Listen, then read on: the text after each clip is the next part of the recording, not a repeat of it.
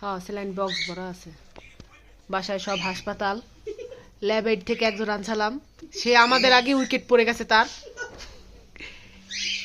ভাত রান্না করতে এসে সেও ডেঙ্গুতে আক্রান্ত হয়েছে, আর তারে সুস্থ করতে যেয়ে এই একজন ডেঙ্গুতে আক্রান্ত হয়েছে। কিন্তু সে অনেক খাইতে পারে, জ্বর হওয়ার পর তার খাওয়ার রুচি 3 গুণ হয়ে গেছে। শুধু বলে কি খাবে কি খাবে, খাবার পাচ্ছি না, অভাব অভাব। কেয়ার করে না কেউ। 104 জ্বর, ভাত খাওয়ার জন্য পাগল হয়ে গেছে এই ব্যক্তি। এলিয়েনের মতো, কিছুটি এলিয়েনের মতো দেখতে। আপনারা ভয় পাই এই রুগী দেখে। কি অবস্থা আপনার ভাই? আল্লাহ রহমতে ভালো।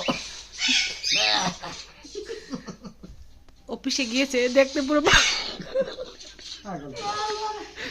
মুগুল্লাই করে না, বাজারে কয়দিন এসে করছিল মুগুল্লাই, বুঝছো? কাঁচা দেওয়া গায়ে। এই যে জ্বরে সব আবল তাবল বলতেছে, আপনারা কেউ কিছু মনে করবেন না। কয় 3 মাস জেল খাচ্ছি, আবার খাবো, বাড়ি মাইরে দেবো।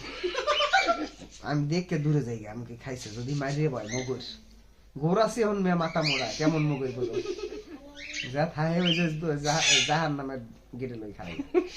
হইয়া দেখিছিল তুমি? হ্যাঁ, একদিন একটা দিতে দেখাইলো।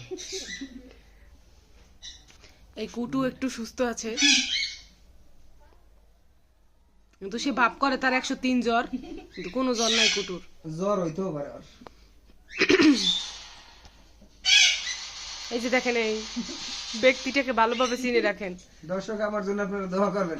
কোনো দরকার নাই দর্শক, এই লোকের কোনো দোয়ার দরকার পড়ে না। মহিলা কোনো কেয়ার করে না, এ নিজেই দাবি করে এই সব কিছু নিজে পায়, এনার কোনো কিছু দরকার পড়ে না।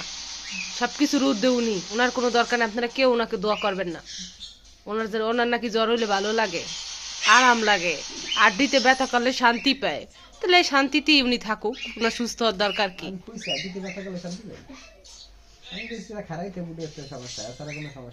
ওই যে দেখেন, কোনো 104 আলা জ্বর এরকম পটপট করতে পারে আপনাদের মনে হয়? কিন্তু সত্যি ওনার গায়ে 104 জ্বর আছে, উনি ডুসও দিতে চায় না।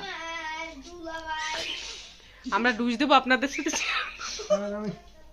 আলু ভর্তা, ডাল, জলপাই দিয়ে ভাত খাবো, খাওয়া আপনাদের সাথে শেয়ার করব।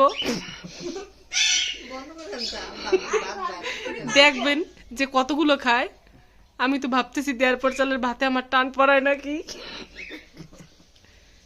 তুমি পিছনে আসো।